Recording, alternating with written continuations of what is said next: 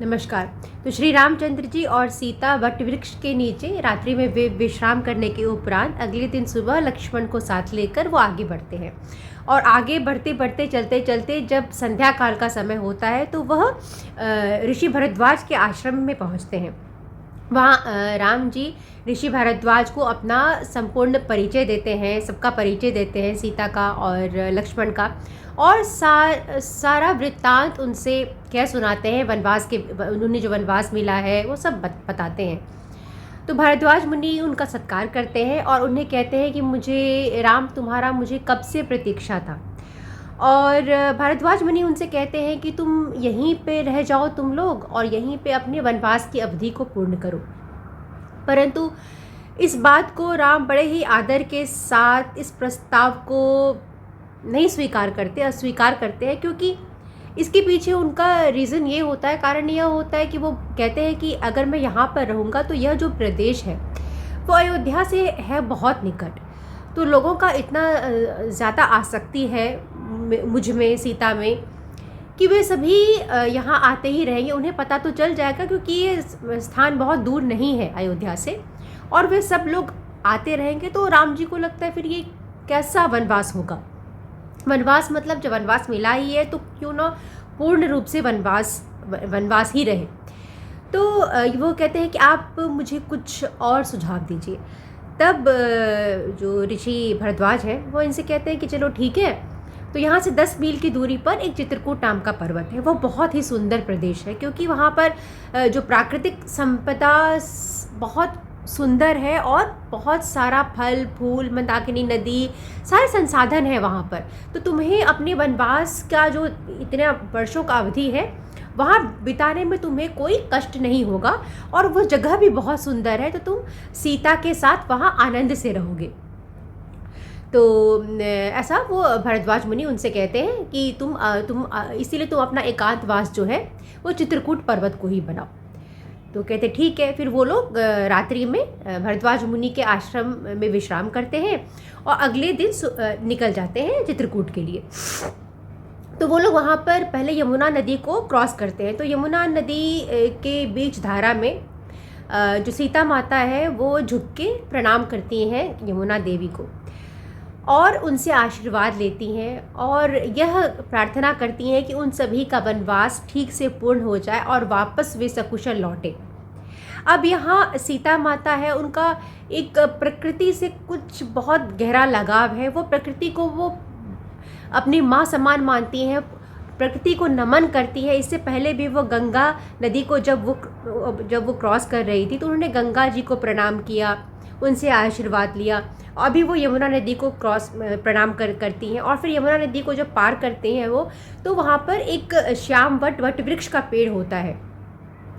तो सीता माँ वट वृक्ष के पेड़ की परिक्रमा करती हैं और उस वट वृक्ष से भी आशीर्वाद लेती हैं और यही मांगती हैं कि उन सभी का जो वनवास है वो ठीक से पूरा हो जाए। तो कहने का तात्पर्य है कि सीता माता स्वयं देवी लक्ष्मी है, परंतु वह नमन होती हैं प्रकृति के आगे, ठीक है। और इसी प्रकृति को, यही नदी, पर्वत, पेड़ों को हमने अपने भोग के लिए कितना अधिक इनका नुकसान पहुंचाया है। तो जब हम प्रकृति की ही हम आराधना नहीं करेंगे तो ये किस तरफ हम लोग मुड़ते जा रहे हैं। ये हमारी कैसी पूजा, किस प्रकार की पूजा हम कर रहे हैं। तो ये ध्यान देने की योग्य बात है कि प्रकृति ही माता है। सीता माता हर जगह वो प्रकृति के आगे नमन करती हैं और आशीर्वाद मांगती हैं। फिर वो लोग वहाँ जब यमुना नदी को क्रॉस करते हैं तो श्यामवट का पेड़ होता है, वहाँ सीता माता परिक्रमा करती है। फिर आगे बढ़ते जाते हैं तो वहाँ यमुना का समतल प्रदेश है, रात्रि में वहीं रुक जाते हैं।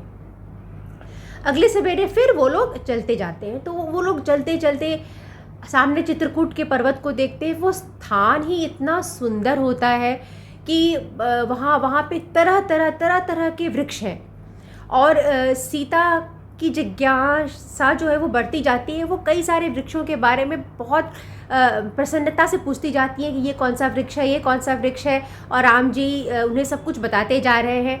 तो दिखाया गया है कि वो इतना चारों तरफ वहाँ पुष्प ही पुष्प है, बहुत सुंदर प्रदेश है, मंदाकिनी नदी है, मयूरों का कलरव है। तो वे लोग इतने प्रसन्न होते हैं वहाँ की प्राकृतिक सुंदरता को देखकर कि ऐसा लगता है कि वो अपने सारे कष्टों को भुला चुके हैं। अब राम जी भी बहुत प्रसन्न हैं अभी, और वो सब कुछ अपने कष्टों को भूल चुके हैं, और वो बहुत खुशी से सीता को समझा रहे हैं ये इस चीज़ का पेड़ है, ये इस चीज़ का पेड़ है।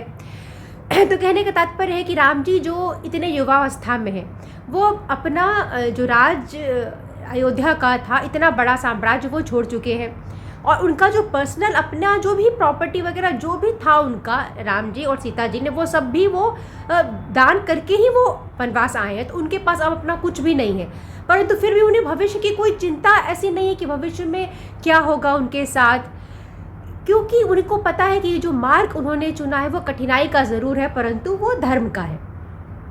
और वो आगे इसलिए जो भी ईश्वर करे उन्होंने वो छोड़ दिया है उस भगवान पे, और वह धर्म के मार्ग पे चलते जा रहे हैं।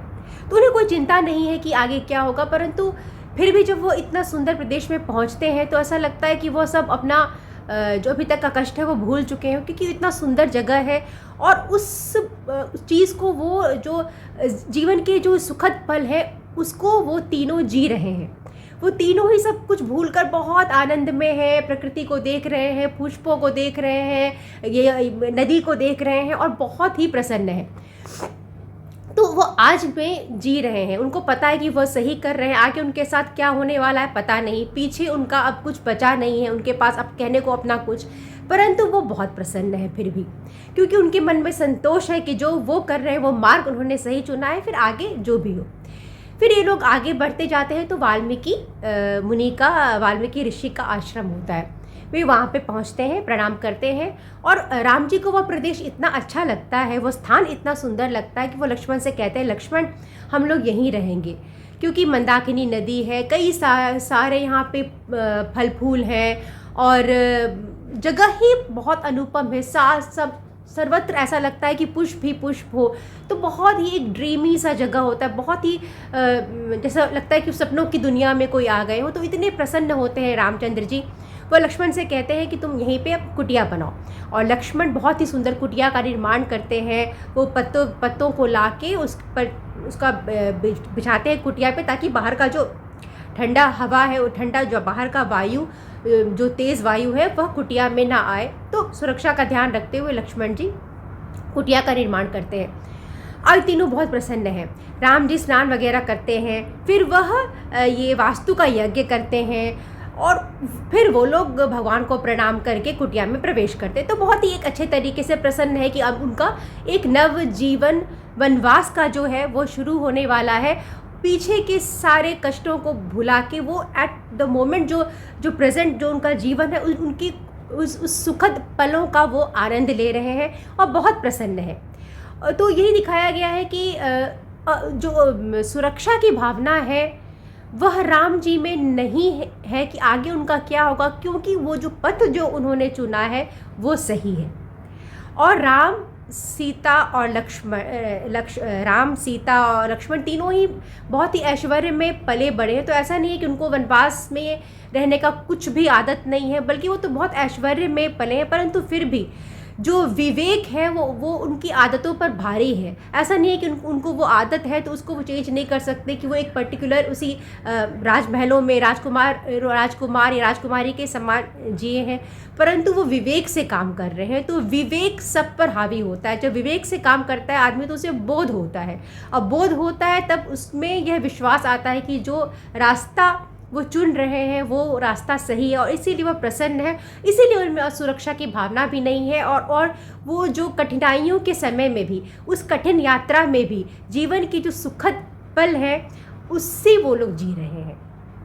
मुझे सुनने के लिए बहुत बहुत धन्यवाद। अगले वीडियो में मैं आपको आगे की कथा सुनाऊंगी।